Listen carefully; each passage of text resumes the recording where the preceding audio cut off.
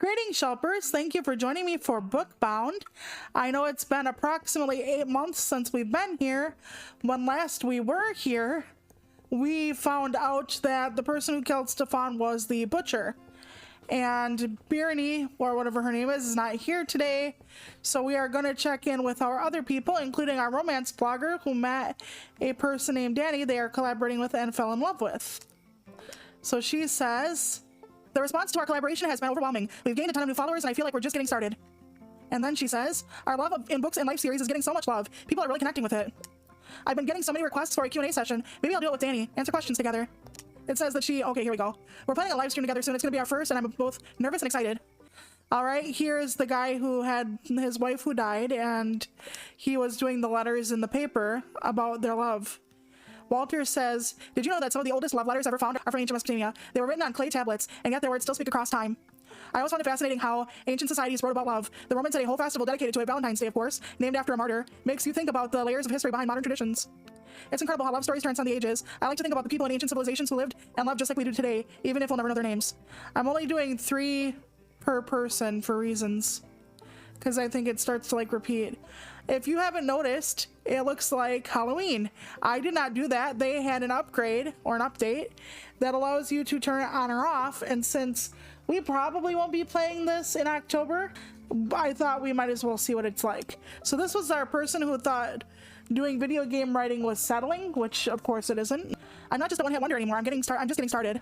I want to think I was chasing a dream. Now I feel like I'm building one. That's nice. I used to think stories were about perfection, but now I see they're about connection, about reaching someone. The fact that you didn't know that as a writer already, bud, is kind of like terrifying to me, but go off, I guess. I'm not getting the letters for inspiration because I have enough to do a new chapter of our book, so we're gonna go do that in a minute. Charlie, who actually won like 3rd place in a writing contest and was gonna go to school for writing, says, I hit submit. My applications are officially out in the universe now. Waiting might actually be the worst part of being a writer. It does suck, to be honest. I wonder if the future me is looking back at this moment knowing how it all turned out. That would be kind of weird and awesome at the same time. Okay, so it's dark in here because the Halloween stuff. There's also the Halloween genre, which of course is the horror genre. I just got an upgrade to my size of my place, but I'm pretty broke, so no furniture yet. All right, I stocked up before I showed you all. We're gonna start working on our untitled book, and we're gonna add a chapter called, what was our last chapter called? Hold on a minute. I don't know what other chapter was called. Alien Forgiveness. Fair. There we go. I don't know. Young's Brain Solution. I was Alien Forgiveness. Fair. Okay, that's cool. We're gonna stay close. We're gonna add another chapter. Let's see. Randomize. We're gonna randomize and see what's going on. Sentient Orbit. There we go. This is word salad. Same clothes. I don't know what kind of book it's gonna be. It seems like a sci-fi sort of. We're gonna go back out and get some of those letters that we left on the ground before it opens and everything gets kind of like left behind. Because we always need inspiration for writing our own novels, of course. And you know what? Walking around does actually kind of sort of help that. Or talking to people. Inspiration can come from the weirdest places. Something you see in a magazine, a vanity license plate, you never know. You still can't go in any other store. Alright, so we're here. We're gonna open for the day. I look like I'm fucking swimming every time I clean something or open the shop, but that's fine. I hope you all are doing well. I don't know if you ever thought I'd go back to this. I do love book games though. There is another bookstore game that's kind of like a roguelike in a weird way where you have books that can give you power-ups and all that. What did you bring into my store already? God. I'm gonna go out and see if I can recruit more people. Don't you walk away from my store. My store is amazing. So the bookstore in my town I don't go to, and I told you why. Because the guy really isn't all that great. I thought he was nice at first, and then turns out he was like, he would bitch about like the pores in town in a way and a bunch of stuff. I think I've told you about him. Well, they have sprayed edge journals now and really fancy pens. So the writer in me is like, go there, there's nothing else like it in town. But the other part of me is like, don't go there. You don't want to support a bitch, do you? They still get stuck on the like bookshelves if they're not in the exact right alignment. They said they fixed that, but I guess it's a really hard thing to program. I don't really blame them for that. Okay, Ashes of War. And that is a Halloween book. Okay? Maybe there's like vampires and they turn into ashes and that's why it's a Halloween book. I don't know. Some of these are named really weird shit. Like, remember the creepy lady that's in the romance book section? It's like, yeah, because when I think of romance, I think, hey, creepy lady. And then what is this one now? Riders of the Red Mace. So that is a sci-fi book. I know it is. Oh, cool. I've gotten autumn stuff. That's so nice. I love autumn. It's my favorite time of year. I'll talk to you in a moment, Stefan. Hang on. He isn't gonna go away, I don't think. My goodness gracious. Okay, I'll talk to him and then I'll start getting books ready. Okay, talk. Stefan said, have you been putting yourself out there advertising the shop? Back in my day, people were a lot friendlier. Yes, yeah, I've been getting the word out. Good on you. It's hard, but especially when you're a writer, it's really hard to like sell yourself or, you know, advertise yourself. And in a lot of ways, you have to advertise you. I put it in the wrong pile. Whoopsers. Okay, hold on. Let's go back to the fantasy section. See, part of my problem is some of the books look really, really similar. So, this is fantasy. This is the fantasy bucket. Okay, there we go. Yeah, I need to go back to the sci-fi bucket as well. But yeah, it's really hard to advertise who you are and everything.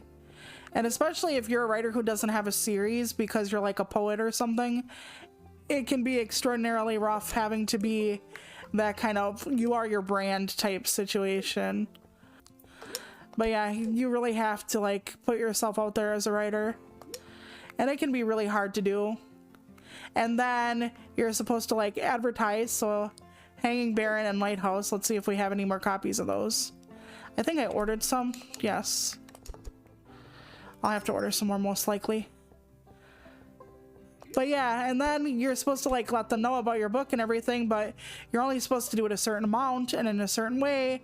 And then if you get upset that your book doesn't sell, you're not supposed to like talk to people about that kind of thing, because then it becomes pity marketing, which pity marketing is honestly a thing. It's where you're like, oh, nobody's buying my book. I don't know what I'm gonna do. I worked so hard on this thing. And yeah, you do. When you're a writer, of course you work hard on it. If you are creative and you don't like use AI and shortcuts like that, like plagiarism and whatnot, of course it's, you know, something that you work really hard on. It's obviously something that you do. So, okay, they just put this book anywhere, so this is back in the romance section. I think this is the one. Yep, okay, so we have that book. Let's make sure I didn't. I really hate that you just can't always see when they put stuff on the floor. But it is really hard to put your like self out there and make this book, which took you probably months to years. And all of a sudden, you are just supposed to be like, I'm okay with like having to do all this like promotion and editing and everything else, and then have nothing else happen. You're supposed to be open and honest, but not too open and honest. You know what I'm saying? And it gets really hard for people to like not expect you to actually talk about that. Because there are a lot of people where it does hurt them very deeply to like spend all that time in a project and try to do what they love, and then at the end of the day, it's like it doesn't happen for them. Like they don't get the big book deal. They got like a small one or they published it themselves or whatever. But also, it's not your fans' problem if you didn't sell. It's not your fans' problem that you're not getting a book award, that whatever. So while it can be helpful to talk about, it can also be detrimental because people don't want to be guilted into or feel like they're being guilted into buying anything. I think that's what I have, so we're going to put it over here somewhere. All right, good. So I'll just pack up this. The other stuff should probably be dusted, but we'll see. Yeah, I used to buy 4 books a pop, but because of how much storage I need, I'm going to have to like cut it down, which is really, really shitty if you think about it, but we'll get it done. But then there's like a rule of thumb about like how many times you're allowed to advertise your book. Like every like time you advertise it, you should be putting out like 9 times other information. So 1 out of every 10 tweets, 1 out of every 10 posts, 1 out of every whatever 10 days. It's a very weird cycle. And while I do agree that you shouldn't just talk about yourself all the time because people are going to tune out. Okay, so this is the fantasy box. There we go. And we're going to reorder 3 instead of whoops. That is not the right bucket. This is, and then these things I hate about that mindset, which you do have to give back, you should give back, is that giving back is looked at as kind of leverage. Like, oh, I did this and this, so obviously, you know, you're gonna want to help me now, or I talked about this other stuff so much, so obviously you're gonna want to give me advice now, or it's transactional. I've talked before about how people expect you to like connect with others, and they're like, because you don't know who's gonna come in handy, it's like, then you're not being genuine, you're just doing it as a quid pro quo. It's not nice, it's not real. And I don't like the idea of quid pro quo. It's one of the reasons why I haven't really gotten involved in like other communities and stuff as a VTuber. And I know there are reasons beyond like quid pro quo and scratching each other's backs and whatnot, but like I've had a few really weird like interactions with people, and like a lot of people, they only want to like talk with people at their approximate level, and it just gets very messy. And I just want to hang out with like genuine people who don't want to do that. And after like the snafus with raids and like the way people view raids, and I don't raid anymore because of it, I like locked myself out of a lot of stuff in the VTubing community because of how people see like just genuine connection or whatever. And it's like, I don't want to be around people who look at people as a transaction. Okay, any interesting feedback from readers? So she asks Walter, or I asked Walter, quite a bit, he says. One woman wrote to say that column helped her deal with her own loss and gave her something to hold on to. That's incredible to have that kind of impact. It really is. Another reader mentioned it made her stop and appreciate the little moments with her family more. It sounds like your story is really touching people. I didn't expect that. I thought it was just for me, just a way to remember Martha, but it feels like it's reaching people in ways I didn't expect. Well, he got up and walked away, so does that mean his story is done now? So Richard's might be. Let's see why she's not getting up. Okay, let me see if I keep talking her if she gets up. Unless she's like broken now. Because before, I think they said she wouldn't sit on the bench or whatever, and then they fixed her, and I'm like, how they broke her, maybe? Oh, she okay to brainstorm their video, now it's repeat. Yep, they're repeating stuff. Like, is it just gonna stop, maybe? I guess not. Okay. Alright, let's talk to him then. I got in, you did? Haha, I know, right? I mean, I got rejected from Oxford, but that was a long shot, but Leeds and Birmingham both said yes. Can you believe it? So what's next? Next, I pick where I want to go. Look for accommodation and finalize student finance loans to cover tuition. Thank goodness I saved up so much money for living expenses. It really helped. I'm proud of you, kid. Thanks. Okay, he walked off, so maybe he's done as well. We're gonna go on. I had Birney, or whatever her name was, like when I first started the game, but she seems to have like not shown up now, so I'm wondering if we're done with the Stefan thing. I didn't think we were quite, but who knows. But yeah, I just wanted to do this and kind of get the rest of the story. I heard there was supposed to be like more story with more NPCs or more dialogue with NPCs, but I'm not entirely sure. Okay, I almost did not get that one. It's really hard to do like 2 and 3 people at a time on this game. Let me tell you, you have to like mash at just the right interval, and I never can get them all simul in a way that feels good and right. Okay, oh, keys already lost, okay. Yeah, I have that book, I just don't remember where. Cloak of, there we go, point out, and look at this person out. Ah, it's stuck, damn it. That's the shelf I was in trouble with too. They're just gonna drop their book or leave or whatever, oh well. I can't really fix what's going on here. I wish I could, I've tried to move that shelf 8 million times already. Hyperbolic, but still, quite a few. Yep, oh, he made it, he's actually backing out. Well, he dipped in poo, that was actually unexpected, here we go. Okay, you have Ash's War, yes, I think that's a Halloween book. Yes, it is. Alright, there we go. I always make sure to have every book out that I've ever bought because they will like be like, oh, I thought you had this book, and then start like panicking. Okay, nonfiction, and it is. Okay, hold on 1 second. Cloak of the Wizard, whatever, nonfiction. Doesn't sound like it would be, to be honest, but. Okay. I want to make sure I get those back shelves before they sell out completely. Because like I said, it's hard to remember. Okay, Riders of the Whatever, the number, I think. Yep, and that's sci-fi, okay. It's in this thing. The number and Riders of the Whatever right here. Okay, we'll put these in, and then we'll go to this person. Time management is not always my friend. We'll work on that. This coming week, I think maybe Thursday, we are going to start Cult of the Lamb Woolhaven, because for my birthday, husband surprised me. Well, for our birthday, but you know, husband surprised me with Woolhaven because it's one of the things I definitely wanted on my list. So I thought that was amazing and sweet. He also bought me I'ma Let You Cook because I could no longer do the demo. And so far I'm really liking it. I don't do the free mode where it's timed to put stuff on, but it's kind of like a puzzle game, roguelike cooking thing. It's very weird and it's very cool. Hey, Creepy Lady and the Fool Whatever in the romance box. Okay, I think this is the romance box. Yep, Creepy Lady and the Buffoon one. Need to go back here.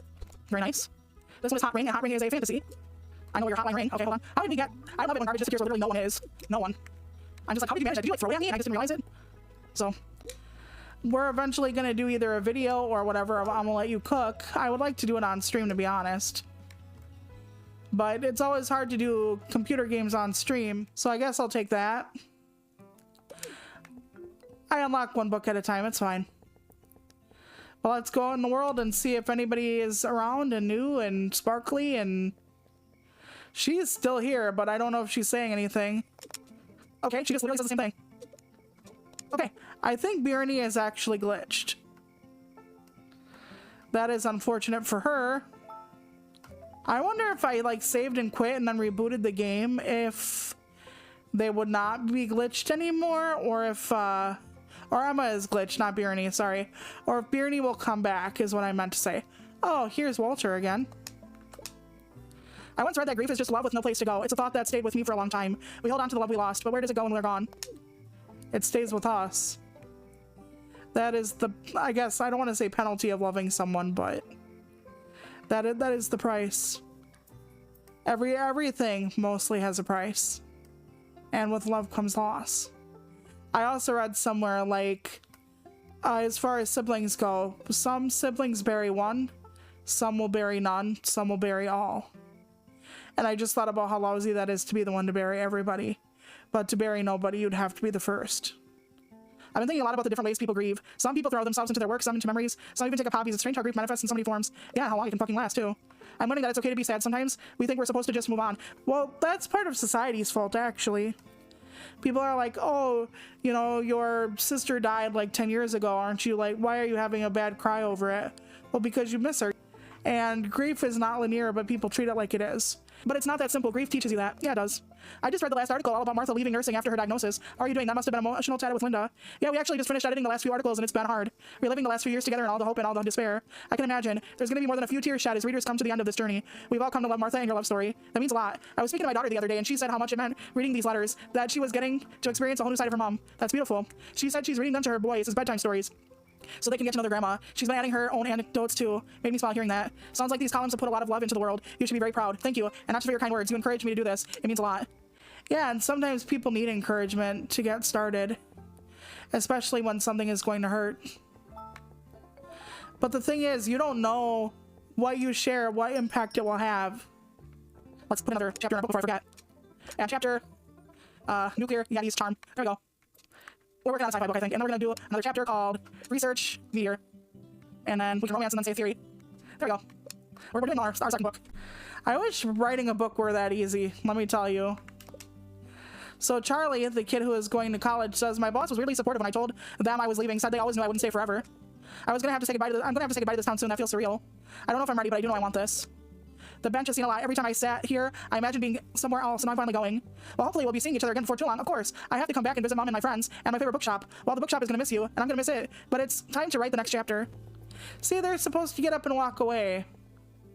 Why Emma is having this kind of a conniption, I have no idea. I'm gonna save, quit, and reload. Birney is still not there. And Emma is still here. We're gonna ignore her, do one more day, and then see what she has to say. How about that? Okay, so I'm back and I'm gonna open. I really wish there was a way to like color code your boxes so that you could be like, this one is for fantasy. That would be pretty swell. But they don't. And I have trouble with that sometimes. Okay, first of all, I think this is a new fantasy or romance book. So we're gonna have the Bible shelf. I'm in the wrong freaking spot. Hold on. I don't remember if I had the copy machine on my old file or if that's something they added that's new. I think I might be new, but I have no idea. We're just gonna say this to save me from potentially embarrassing myself. So I've never had that. Oh god, if I have to line this shit up, and I do. Okay, can I get stuck on this? No. It's a question, but I have to like figure it out. Alright, romance, and then we can put all the rest of this away almost. Except for this handbook, I think. Yep, okay. Now my Halloween book, my Halloween shelves are full. Every other shelf is full. It does really do you some good to stock as you have the store open. Like I said, you can't really get more people in your store, so that gets a little rough. Fantasy, wait, romance. Romance, romance. Okay. Fantasy and sci-fi, so this is the fantasy bucket. And then this is the sci-fi bucket, I think. It's sci-fi and horror, which makes sense. I also wish the buckets were just bigger. Like the stuff you can put stuff away in. I wish they were bigger. We need more for others around here, I noticed. Okay, anything else? Let me go check again. And see if we have at least 3 of every book. I think so. Alright. And then we open up for one last day. Come one, come all to my fantabulous store. Great books, great pens. I wish you could have stationery and whatnot. I would love that. But then again, how would they have you stock it? Maybe I'm just, like I said, thinking about the bookstore in town here. Alright, let's see if anybody has anything else to say. Oh, Birney is here now. I can't believe they found the culprit. I can't believe I helped. I just wish I could know what really happened that night. I wonder what the culprit would say, what he would do. Okay, Stefan is here. I just thought you'd want to know they arrested him. He's an old man and he said the guilt's been eating away at him for years. Oh, Tony, why did he do it? Apparently, he hadn't even realized he was the cause of all the deaths until you came asking questions, Stefan. It had been an accident, a lack of proper hygiene and cross-contamination. And what about Stefan, I asked. Did he say anything? After he realized what he'd done, he decided to flee town. It was a dark night, a thunderstorm. He hid something, but never stopped to see what it was, or who. He says he always secretly knew he had hurt someone else, but he couldn't face it on top of everything else. So he's saying it was just the wrong place at the wrong time. It wasn't an attack to keep the secret. So he says, I believe him, said Stefan. He was always a good man. He just did something stupid, and people suffered a consequence. That's kind of you to say, Stefan, I said. Regardless, he'll probably be in jail for the rest of his days, too, right? I take comfort in knowing it was an accident after all. Just the wrong place, the wrong time, says Stefan. Okay, so they arrested him and justice is served. Why did it look like Walter was wiggling occasionally? Okay. I have news. The company has started doing some market research with my pitch. And what's the response been like? I asked Richard, the game developer. Really positive. They think it could be a hit. They even assigned more manpower to the development to speed up the timeline. Isn't that crazy? That's amazing. I'm so proud of you. You found a way to take your passion and turn it into something unique that people can't help but respond to. Thank you for supporting me. I don't think I'd be here without your support or your shop acting as a source of inspiration all these years. I've never seen you inside of it, Richard. Don't you lie to me. Walter says, Martha always said that the hardest part of losing someone is learning how to live without them. I think that's true, but somehow you do, one day at a time. I can find comfort in knowing that the love we shared will live on, even if the people are gone. I hope this column helps others to see that. I'm sure that Martha would be rolling her eyes at all this fuss, but I think deep down she'd be proud. She always did say she'd leave her mark on the world. It's been a few weeks since the last article. How's it been since? Well, first of all, it was really tough, but I didn't have too long to brood because Linda was approached to turn the column into a book. She asked me to give her my answer by the end of the week, whether we go forward or not. That's incredible, Walter. What are you thinking? I'm going to say yes. I saw how powerful it is to get our story out there. Now we get it seen by an even bigger audience. My Martha, she deserves this. She is going to be beloved and remembered by so many people. Well, congratulations, Walter. This is huge. I'm proud of you. Thank you. I just hope I do her justice. I have had mine for like a very long time. And my personal blog. And getting eyes on a blog is really... This is not like, you know, the late 1990s, early 2000s. Blogs are not really the, like, most awesome sauce thing you can do in regards to getting people to look at your stuff. The only one person. I hope everybody else is coming to my store. Come on, let's go. Get your ass in there. There's plenty of books, except apparently thriller. I actually like thrillers, but it kind of also depends. I'm not really an espionage thriller kind of person. I don't really like, you know, oh, there's a bomb in the city and this guy's got to figure it out, or there's this political thing going on, or a lot of times like assassins I don't really care for and whatnot. No, I don't mind like murder mysteries and stuff like that, but as far as like everything else. Backward clock, yes I do. I think it's for... yes, I do. There we go, point. I'm very pointy. Very nice. Oh, confused. Across the sands of time, yes I do. Across the sands of time, there you go. My god, these people. I think even if you like put a like horror section and a fantasy section, I think they don't even know. Like, they can't even... Which, I get, but at the same time, it's not my store as a maze. It's messy because of all the... I don't know if like, they go to the butcher shop and then like eat everything and then come back or what, but yeah. So 19. There we go. They just wanted me to break their chain for them. They didn't know I want to buy anything. Okay, and that means hot ring, which is a fantasy. We'll do hot ring. Okay, this is not hot ring. Oh, nope, that's not the right book. That's the right book. They look similar, so that's where my confusion comes in. Okay, let's check you out. And clean this up. Alright, I need Lord of Misfortune, which is a fantasy book. There we go. Sometimes I feel like I am the Lady of Misfortune. It depends on. Alright, 1, 2, 3. Get out of my store. I really do wonder how much they hate when the store is dirty. There is an automatic checkout eventually, by the way. I just don't have it. Okay, this is Across the Sands of Time. It is a nonfiction. Yep. Okay, hold on. I will be right there and answer all your questions. At least this one doesn't look too much like the other ones. Okay, what do you want? Here, I have a guess. Okay, very near. I think it's this one. Very good. Writers of Whatever, which is a sci-fi. I need to go here. Some of these books I do know by the covers pretty well, but some of them are one too new or too similar. Alright, there we go.